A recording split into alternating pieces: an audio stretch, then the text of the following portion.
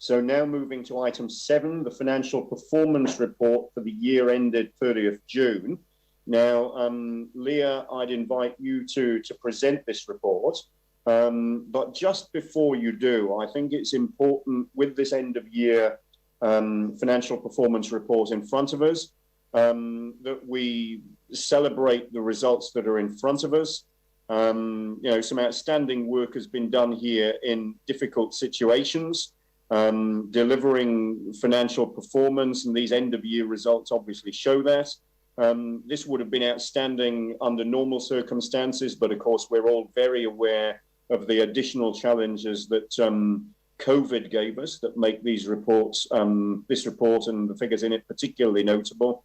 We have delivered, and we've kept debt low at the same time as well. So it's important that we acknowledge the work that's been done and the results that have been achieved, and that we thank the staff that have worked towards achieving that as we move into consideration of this financial performance report, which is for the whole financial year ended 30th of June. So, Leah, I'll come to you for any comments that you want to make by way of introduction on this report. Yeah, thanks, Andrew, and good morning, everybody. I would like to make a couple of comments on the report, but before I do that, I'd just like to highlight that we have actually added another staff recommendation to our recommendations today, and I think it's appropriate that we talk about that first, which is relating to the environment we are currently finding ourselves in regards to COVID. So while our report will stand as it is and our recommendations for carry forwards approval are as they are, we do note that staff are currently reviewing the impact of the current and potential extended lockdown on our forecasts, and we will be bringing back cost-saving recommendations to council if required.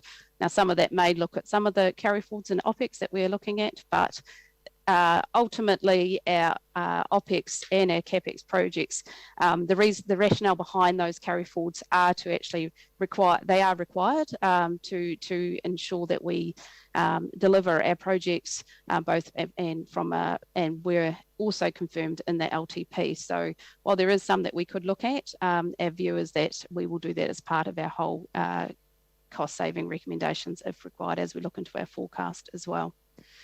So that's in regards to COVID. We're currently in the process of doing those forecasts and the impact. It's obviously very difficult at this stage. It's early days, and obviously depending on how long lockdown continues will have an impact. So some of the scenarios that we are looking at now is picking up some assumptions around how long we are predicting to be in lockdown for level 3 and 4, which has a direct impact obviously on our rec and sport and libraries. In addition to that, there's other areas of the business that we're looking at that will be more of a deferral of revenue, like when we talk about consent revenue as well. So we are looking at that as we speak. Is there any other questions in regards to the forecast? Otherwise, I'll go back to the standard report. No? All right, so are there any questions in relation to the forecast at this stage before Leah goes back to the rest of the report? Yeah, just one, Andrew. That's okay. If I can ask people to use the raise hand function, it just brings you to the top of the screen. Oh, right. So Yanni, first of all. Sorry, I just want to be clear in terms of item 7. You don't want questions on that now. You're just talking about the forecast that you've just given, and then you want to. So this is just on the forecast at the moment. And we'll move to the rest of the report. At what stage, as a council, are we going to have a chance to discuss the lockdown impact and the kind of Delta variant impact on us as an organisation? Obviously, the government have some new requirements that they're proposing, and obviously there is a financial impact. So I just wanted to check if there's a process for which, as a governance level, we can consider, the response and the likely implications rather than just today. Sure, I'll let Dawn answer from that point of view in regards to the operational business of being locked down. We are currently working on that, but in regards to that question you asked about the government and changes, Dawn, you've got your hand up. Do you want to cover that?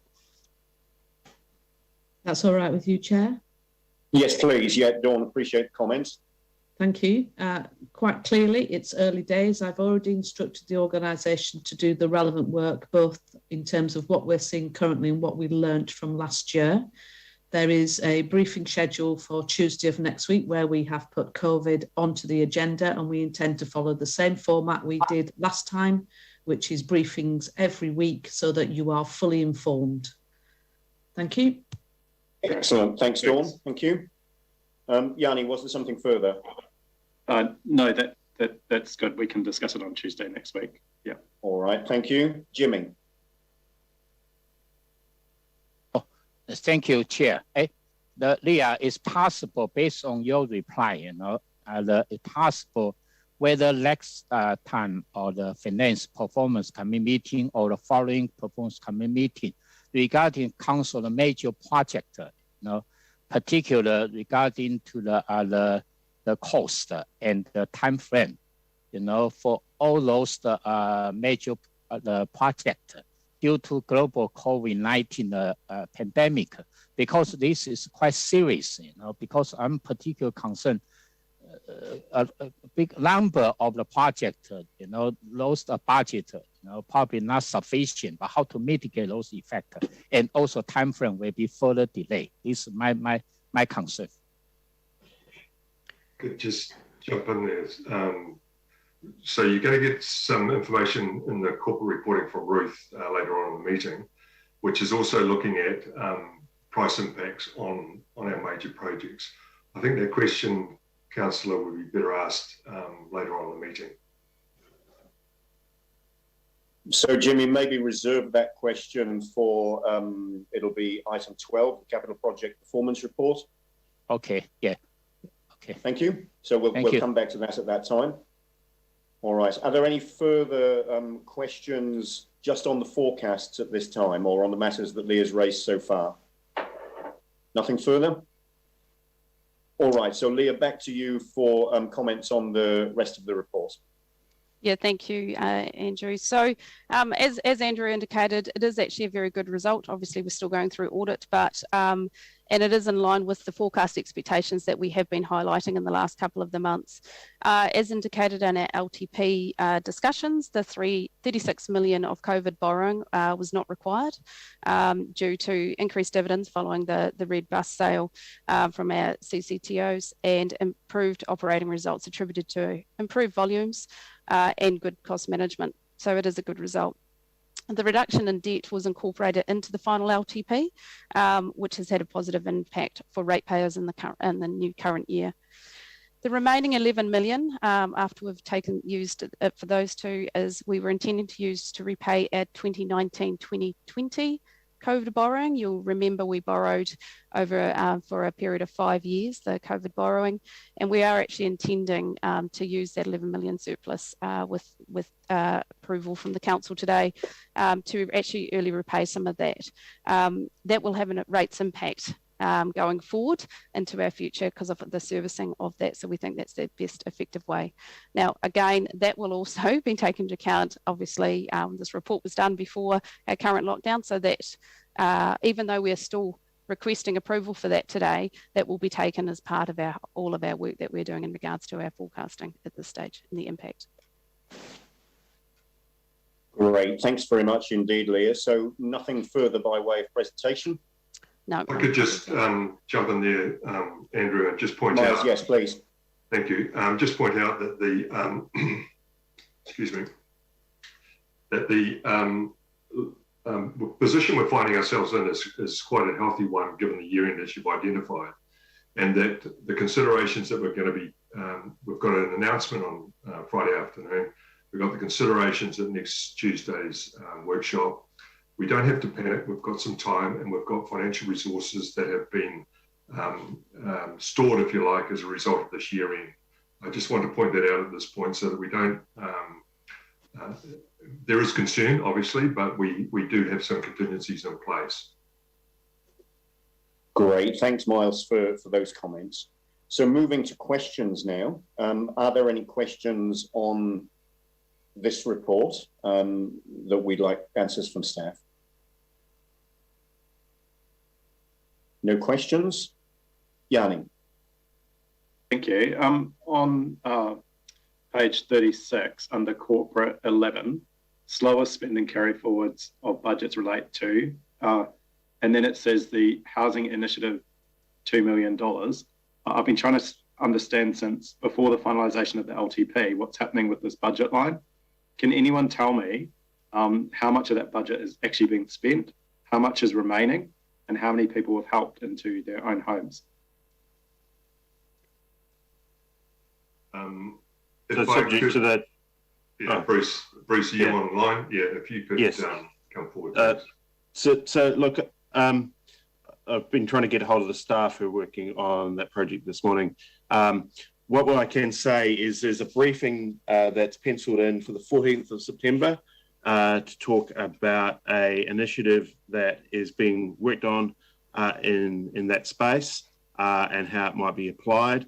That is a joint venture initiative with existing partner Habitat for Humanity and with Otautahi Community Housing Trust and potentially some other partners as well for an affordable housing product. So I think the best answer will that for Councillor Hanson will come on the 14th of September briefing. Sorry, the problem is that I don't really want to carry forward a budget that I have no idea how much has been spent and what it's been spent on. I mean, why would we make a decision to carry forward funding for a project that we have no visibility on and that is not being spent? Yeah, well, I've just presented really the where you're going to get that visibility. I believe that the best reason for carrying this forward is to continue to access the government's matching funds so that we can get the best value for Christchurch citizens from the joint funding. I think that the proposal that will come forward to you will be one that will be attractive to councillors. But the first round of applications on this opened on the 1st of November 2019 and closed on the 15th of December 2019. We must have spent money from this, and there were 2 further funding rounds that were going to happen. I'm not quite sure what's gone wrong with the scheme or what's happening here. I can't understand why it's taking so long to get answers on it. And if it's actually, is it actually working as we've already set it up? Or are you talking about a new scheme that we're going to be asked to approve? I'm commenting on looking forward. As say, I'm not involved with the project in the past, but we're working on a product going forward that you'll be briefed on the 14th of September, and I think all your answers will come there, Councillor. Okay, well, can I just ask staff in terms of the general principle of the ability to carry things forward? Like, is there a kind of point where you say, actually, this project, no, they've had their time, hasn't worked, we're not carrying it forward. If we want to spend new money on a new project, we will come back to council. Yeah, look, can I step in there, please? Yes, that will be the case going forward. I don't know the history of carry forwards, but certainly in past roles I've had, that has been the case. Just dealing with this particular one, as Bruce has pointed out, this has probably taken some time to gestate and get the parties together. And I think on the 14th, you'll have all your answers. And as Bruce said, it looks as if it's going to be an exciting opportunity and be beneficial to the City Council. Yeah, sorry, it's just that this project has been going on since 2000, well before 2019. I mean, it's been going on for at least 5 years. I just find it extraordinary that we don't understand where this money's being spent. So, Yanni, it sounds to me as though we've got staff in the room that are able to provide information about how we'll be informed of a proposal going forward, which, and Miles, and you'll correct me if I'm wrong, is consistent with the resolution that we're passing today. You've obviously got some questions about the history going back to at least 2019. It doesn't sound as though we're going to be able to get you answers to those questions in this meeting, but they're questions that should be able to be answered offline, and you should expect an answer to those. Miles, have you got any comment on that? I mean, am I reading it correctly? All I can say is that we highly recommend that the carry forward be approved for the reasons outlined by Bruce. Your concerns about the period taken hopefully will be addressed on the 14th of September. And my answers around future carry forward processes, we'll be looking at that as we go forward as well. And noting that the 14th of September is only 2 weeks away. So if that's when the answers to the questions that Yanni's raising are able to be brought back to us in a meaningful way, particularly Yanni noting, you know, your comments on the length of the history here, a couple of weeks isn't going to be a long time to wait. And I'm pretty confident what we'll be getting is good answers at that time. This was approved on the LTP in 2018. This is a bit like the passenger transport one. To not know how many people have accessed this fund, these questions have been put in since June 4th of this year. So you can say it's just 2 more weeks. We've had repeated, we've now got budget in front of us that we've been asked to carry forward without any understanding of what's actually happened to the scheme. And you know the history. Yeah, point of order. Point of order, because this is not an acceptable mechanism for communication. We're working under the constraints of the Zoom meeting. We've already heard from 2 members of staff in terms of the ability to get that piece of information together in time for this meeting this morning, which is why we have emphasised the need to give advance notice so that we can get that information together. There are 3 people that are key to this, and I don't know why my video stopped, but anyway. You're Daleki, Leanne, so it might help. We can understand you, but your sound quality is not the best. What's the point of order? Okay, my point of order is that staff have already made the point in relation to the information. But I would like this line of questioning to end. Yeah, so I mean, where we've got to, Yanni, is that you've got some historic questions. There are not staff in the room that can answer those at the moment. We know we've got a briefing coming in 2 weeks' time. We can get answers to the questions that you're asking about the history outside of this meeting. We've already been given details around a briefing that's coming on the 14th, and we've been advised that the briefing that's coming on the 14th is consistent with the carry forward in the resolution that's in front of us. If you're not comfortable with that carry forward, then obviously there's a position you take on this resolution or that part of this resolution.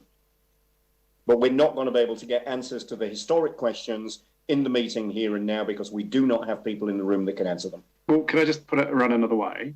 If, and we don't know what's going to be briefed on the 14th, but if we're not happy with what's been proposed and we don't want this money to be used for a new scheme, what's the option for that money going back into either something else or into just our normal funds? Like, will we have those options as part of the briefing after we've already agreed to carry it forward? It's just a process question around if we approve the carry forward, do we have to wait till next year to make any changes to that budget? Yeah, so Leah, if we can get an answer to that, please. Sure. So in regards to the carry forwards, the carry forward is for a specific purpose. If that purpose is not going to be used for that purpose, then it can't be spent on that. In regards to, and the new initiative, if the council does not agree to pursue the new initiative and use that funding for that, then the funding will have to be not spent on that and it will get incorporated into the annual plan process. Thank you. All right, thanks very much. So are there any further questions on this financial performance report? No further questions. All right. Is there any debate? Does anybody want to make any comment on this? I just wanted to reiterate the comments I made at the beginning.